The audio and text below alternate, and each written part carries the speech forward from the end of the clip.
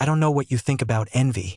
I always believe that envy is a feeling of weak people, that those who envy simply don't believe in their own strength, that they prefer to destroy others' lives rather than build their own. I never envied anyone. I always believed that if I worked hard, I would get everything I wanted. I believed in justice. I believed that good people get good things. I was wrong. Good people don't always get good things. Sometimes they get betrayal. Sometimes they get a knife in the back from those they considered close. Sometimes they lose everything because of someone else's envy. But I survived. I became stronger. And I decided I wouldn't be a victim. I would be the one who strikes back. Not through shouting, not through scandal, but through cold, quiet, ruthless calculation. I showed her what it's like to be destroyed. And I did it with a smile on my face. Because sometimes the only way to save yourself is to become a mirror for the one who wanted to destroy you. My name is Rachel. I'm 38 years old. I live in the suburbs of Los Angeles. In a big house with a pool that I bought with money I earned through my own intelligence and perseverance. I have a husband, James, who loves me, and 2 children I adore. My daughter Emma goes to private school, plays the violin, and dreams of becoming an architect like I once did. My son Ben plays soccer, loves video games, and constantly argues with me about how he's old enough not to go to bed at 9. I have a job that brings me joy. I own a small architecture studio. I design homes where people live, love, and raise children. I create spaces for happiness. But I never thought I would have to defend my own happiness from the one I considered a sister. I have everything I ever dreamed of, but I don't have one thing I once had. I don't have a best friend. Because my best friend, Sarah, decided my life was too good. She decided I didn't deserve what I had. She decided she had to destroy me. And she almost succeeded. But she didn't account for one thing. She didn't account for the fact that I'm smarter. She didn't account for the fact that I'm stronger. She didn't account for the fact that I was ready to play her game. And I won. I didn't just win. I crushed her with the same lies she wanted to use against me. I gave back everything she wanted to do to me. And I did it with a cold calm she could never have imagined. Sarah and I met 20 years ago when we were college students. We were roommates and we quickly became friends. I remember that day like it was yesterday. It was September, the first day of classes. I arrived at the dormitory with one suitcase and a huge fear of my new life. She was already there. She was standing by the window, smoking and looking out at the park. She turned to me and said, "Well, hi there, new girl. Hope you don't snore." I laughed. It was the laugh that broke the wall between us. We quickly found common ground. She was bright, confident, and always knew how to make me laugh. We shared secrets, went to parties together, supported each other through tough times. I thought she was my sister. I thought we would be friends for life. I was wrong. She wasn't a sister. She was an enemy waiting for the right moment to strike. After college, we went our separate ways, but we stayed in touch. She married Tom, a good guy, and moved to another city. I married James, and we stayed here. We saw each other a few times a year, talked on the phone, wrote to each other. I thought our friendship was only getting stronger. But I didn't notice how her envy was growing with each passing year. I didn't notice how she looked at my house, my car, my family. I didn't notice how her smile became more and more strained. I was too happy to see it. I was too busy with my own life to notice that hers was becoming emptier. She worked at a small company, her husband was a middle manager, and they lived in a small apartment. I didn't know she compared herself to me every single day. I didn't know she hated me for having what she didn't. Everything changed 2 years ago. I bought this house. Big, beautiful, with a garden and a pool. It was my dream, and I made it come true. I invited Sarah and her husband to the housewarming. I was so happy to show them my new home. I thought she would be happy for me. I thought she would be proud of me. I was wrong. She looked at my house with envy she couldn't hide. She said, "Wow, Rachel, you must have spent a lot of money on this." I smiled and said, "We saved for a long time, but it was worth it." She smiled back, but I could see the smile didn't reach her eyes. In that moment, I felt something strange, but I pushed the feeling away. I told myself it was just my paranoia. But it wasn't paranoia. It was the truth waiting for its moment. A month after the housewarming, I started noticing strange things. My husband started coming home late from work. He started avoiding my gaze. He started kissing me less often. I thought he was having problems at work. I tried to talk to him, but he brushed me off. He said, "Everything's fine, Rachel. I'm just tired." But I knew it wasn't just tiredness. I felt something was wrong. And one day I overheard him on the phone. He was standing in the kitchen when I came home from work. I wanted to surprise him and came in through the back door. He didn't hear me. He was on the phone with someone about suspicions and infidelity. I froze. I couldn't believe my ears. He suspected me of cheating. I stood and listened as he said, "I don't know what to do. She seems the same to me, but I'm not sure. Sarah said she saw her with another man. She said they met at a cafe several times. I don't know who to believe." Couldn't breathe. Sarah told him that. She lied. She wanted to destroy my family. I didn't go into the kitchen. I went outside and sat in my car. I sat and looked at our house, our garden, our life. And I couldn't breathe. I couldn't believe she'd done this. She was my best friend.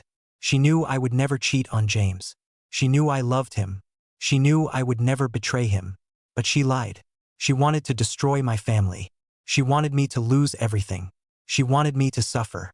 And I realized she didn't just envy me. She hated me. She wanted to destroy me. And she almost succeeded. Almost. I came home an hour later. James was sitting on the couch watching TV. I walked over and sat beside him. He didn't look at me. I said, "James, we need to talk." He sighed and turned off the TV. "What happened?" he asked. I looked him in the eyes. "I heard your phone conversation. I know Sarah told you I was cheating on you. I want you to know it's a lie. I've never cheated on you. I've never betrayed you. You mean everything to me." Sarah lied. "She wants to destroy us." James looked at me. His eyes were full of pain. "I want to believe you, Rachel. But she said she saw you. She said you met him several times. How can I be sure?" I took his hands. "I would never hurt you. Sarah is jealous of me. She's jealous of our house, our family, our happiness. She wants to destroy us. Don't let her. Trust me. I love you."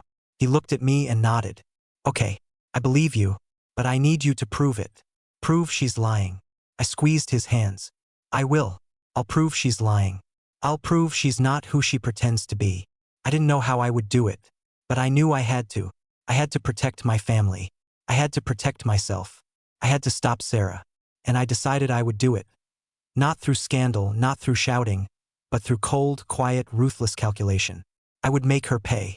I would make her feel the same pain she wanted to cause me. The next day, I hired a private investigator. His name was Miller. He was old, experienced, with tired eyes. I went to his office and said, "I need to know everything about Sarah Harper. Her life, her husband, her lovers, her money, her secrets, everything. I want to know what she's hiding." Miller looked at me and said, "This will be expensive." I said, "I'll pay. Any price." He nodded. "I'll start tomorrow." I left his office and felt a cold calm grow inside me. I had started the game, and I knew I would win. 3 months passed. Miller worked. He brought me envelopes with photos, reports, recordings. I looked at them and felt my anger turn into icy determination. I learned that Sarah was cheating on her husband with another man. I learned her lover was Michael, a married man who worked at the same company. I learned they met on Wednesdays and Fridays when Tom was at work. I had photos, recordings, even evidence of their hotel meetings. I sat and looked at these photos, at her face, his face, and I smiled. She wanted to destroy my family. I would destroy hers. But I didn't stop there. I wanted more. I wanted her to lose everything. I wanted her to feel what it's like to be betrayed. And I kept searching. I learned her lover was cheating on her with her best friend. It was perfect. It was like a mirror reflection. She wanted to destroy my family with lies. I would destroy hers with the truth. I wanted her to know it was me. I wanted her to look at me when her world was crumbling. And I decided I wouldn't hide. I would tell her the truth to her face. But first, I wanted her to suffer. I wanted her to feel the same pain she'd caused me. I wanted her to know I was the one behind her downfall. I sent her an anonymous letter with photos of her husband with another woman. She received it a week later. I knew she was in shock. I knew she hadn't expected such a blow. I knew she would try to figure out who did it. But she wouldn't know, not until the time came. I watched her life fall apart. She divorced her husband, sold the house, moved into a small apartment. She lost everything, and I was satisfied. But I didn't stop. I wanted her to know the truth. I wanted her to know I hadn't forgotten her betrayal. I wanted her to know I hadn't forgiven her. And I prepared for the final meeting. I decided it was time for the final meeting. I knew it had to happen now, when Sarah was at her lowest, when she'd lost her husband, her home, and almost all hope. I wanted her to know who had destroyed her life. I wanted her to look me in the eyes and understand that I wasn't a random victim, but the one who struck back. I didn't want her to think it was just karma. I wanted her to know it was me, and only me. I went to her on a Saturday morning, when rain was pouring down like a bucket. Her small apartment was on the outskirts of town, in an old neighborhood where houses looked like they hadn't been renovated in years. I climbed to the third floor and knocked on the door. I heard her shuffling, heard her cough behind the door. She opened it and froze. She was pale, thin, with dark circles under her eyes. I could see her trying to compose herself, trying to smile, but she couldn't. She said, "Rachel, what are you doing here?" I looked at her and said, "I came to talk to you, Sarah. We need to talk." She hesitated, then opened the door and let me in. I walked into her living room, small, cluttered with cheap furniture and old curtains. I sat on the couch, which sagged under my weight. She sat across from me on an old chair. We were silent for a few minutes. I looked at her, and I could see her suffering. She tried to hide it, but I saw it. I saw her pain, her fear, her humiliation. I saw everything she wanted to hide. I began to speak. "Sarah, I know you received that letter. I know you know about your husband's infidelity. I know you got divorced. I know you lost your house. I know everything that happened to you." She stared at me, her eyes filling with tears. "You know?" she asked. "Rachel, what are you trying to say?" I smiled. "I'm saying that I did it. I sent you those photos. I destroyed your family. I did it because you tried to destroy mine. You told my husband I was cheating on him. You wanted me to lose everything I had. You wanted me to suffer. And you almost succeeded. But I didn't let you. I survived. I became stronger. And I decided to give back what you wanted to do to me. You wanted me to lose my husband. I made you lose yours. You wanted me to lose my home. I made you lose yours. You wanted me to lose myself. I made you lose yourself. Now we're even." She cried. She sobbed like a child who'd lost everything. "Rachel, please forgive me. I was stupid. I was jealous. I didn't want to hurt you. I just wanted to be happy. I wanted your life. I wanted to be you. I didn't know what I was doing." I looked at her and didn't believe her words. She wasn't saying this to apologize. She was saying it so I would pity her. But I didn't pity her. I said, "You wanted to be me? You wanted my life? Then you should have built your own. But you didn't. You destroyed mine. You thought if you destroyed me, you'd be happy. But you weren't. You ended up alone. You ended up with nothing. And that's your fault. Not mine." She fell silent. She looked at me with hatred and despair. "You're evil, Rachel. Just evil. You destroyed my life." I smiled and shook my head. "I didn't destroy your life. You destroyed it yourself. I just showed you the truth. You wanted me to suffer. Now you're suffering. Now we're even. I don't want to be your friend. I don't want anything to do with you. I came here to tell you this to your face. So you'd know. I haven't forgiven you. But I won't hate you. I'll just erase you from my life. You no longer exist to me." I stood up and walked toward the door. She called after me, "Rachel, please don't go. Give me a chance. I'll change. I'll make it right." I turned and looked at her. "You won't change, Sarah. You've already shown me who you are. And I don't want to be near you. Goodbye." I walked out of her apartment and closed the door. I didn't look back. I walked down the street and felt the weight lift from my shoulders. I felt no joy. I felt no anger. I felt only peace, the peace that came after finishing what I had to do. I hadn't taken revenge. I'd just shown her the truth about her life, her envy, her betrayal. And she couldn't handle it. She couldn't admit her guilt. She wanted to be the victim, but she was the perpetrator. She tried to destroy my life, and I stopped her. A few weeks later, I learned Sarah had moved to another city. She was trying to start a new life. I don't know if she succeeded. I don't want to know. I just want to forget she ever existed. I continue living my life. I'm happy with my husband, my children, my home. I'm no longer afraid that someone will try to destroy me. I've become stronger. I've become smarter. I've become someone who can't be broken. A year passed, a year in which I barely thought about Sarah. A year in which I lived my life without looking back at the past. A year in which I built my family, my business, my soul. I thought I'd forgotten her. I thought she was erased from my memory. But she kept coming back, not as a person but as a shadow, as a reminder of what I'd done. as a reminder that I was capable of such things. I thought I would feel triumph. I thought I would feel pride. I thought I would feel relief. But I felt nothing, only emptiness. Emptiness that filled me when I realized I'd lost not just a friend, but a part of myself. The part that believed people could be kind. The part that believed friendship could be eternal. The part that believed I would never become like her. But I did become like her. I became someone who takes revenge. I became someone who destroys. I became someone I hated. I tried to find justification. I tried to convince myself I'd done it to protect my family, to protect myself because she deserved it. But something inside me whispered, "You could have done it differently. You could have forgiven her. You could have walked away. You could have left her alone. But you didn't. You did it because you wanted to, because it was sweet, because you wanted to see her pain. And I couldn't deny it. It was the truth. I wanted to see her pain. I wanted her to suffer. I wanted her to know what it felt like to be humiliated. And I got it. I got everything I wanted. But I didn't get happiness. I only got emptiness. I started noticing my life had become colder. My husband, James, was still with me, but he started looking at me differently. He noticed I'd become less emotional. He noticed I'd become more closed off.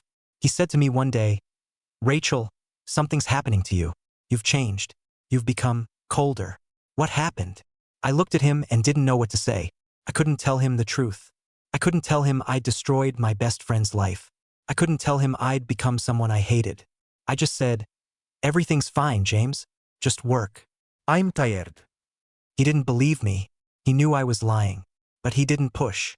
He just hugged me and said, "I'm always here. If you want to talk, I'm here." I hugged him back and felt something melt inside me.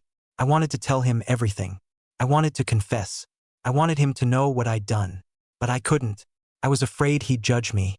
Afraid he'd see a monster in me. Afraid he'd leave me like Tom left Sarah. I couldn't risk it. I had to keep my family. I had to keep my happiness. Even if it meant wearing a mask. The children started noticing changes too. Emma said to me one day, "Mom, you've been smiling less lately. Are you sad?" I looked at her and smiled. No, sweetheart. "Everything's fine. I'm just tired. But I'm happy I have you." She hugged me and said, "I love you, Mom." I felt tears well up in my eyes. I hadn't cried in years. I didn't allow myself to cry. I thought tears were weakness. I thought I had to be strong. But in that moment I realized strength isn't the absence of tears. It's the ability to feel even when it hurts. Strength is the ability to admit your mistakes. Strength is the ability to forgive yourself. And I realized I had to forgive myself for what I'd done, for becoming someone I hated, for destroying another person's life. Even if that life belonged to an enemy. I started going to therapy. I didn't know if it would help, but I knew I had to try. I had to understand what happened to me. I had to understand why I did it. And I had to learn to live with it. My therapist, Dr. Anderson, was a woman in her 50s with kind eyes and a gentle voice. She listened without interrupting. She didn't judge me.